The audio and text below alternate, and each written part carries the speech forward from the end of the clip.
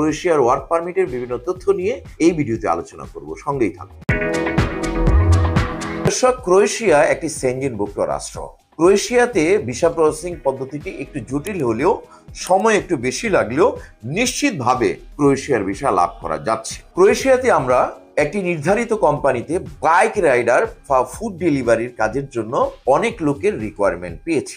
আপনারা যারা মোটরসাইকেল চালাতে পারেন, আপনার লাইসেন্স থাকতে হবে, এটা বাধ্যতামূলক নয়, তবে মোটরসাইকেল চালানোর একটি এক্সপিরিয়েন্স আপনার থাকতে হবে এবং আপনি গুগল ম্যাপসের মাধ্যমে আপনার যে ফুড ডেলিভারির কাজটি সেটির ঠিকানা অনুযায়ী আপনি পৌঁছে যাওয়ার জন্য গুগল ম্যাপস অ্যাপসটি চালানোর জন্য আপনার দক্ষতা থাকতে হবে। এই দুটো যদি আপনার সংযোগ থাকে তাহলে আপনি ফুড ডেলিভারির কাজের জন্য ক্রোয়েশিয়া গমন করতে পারবেন।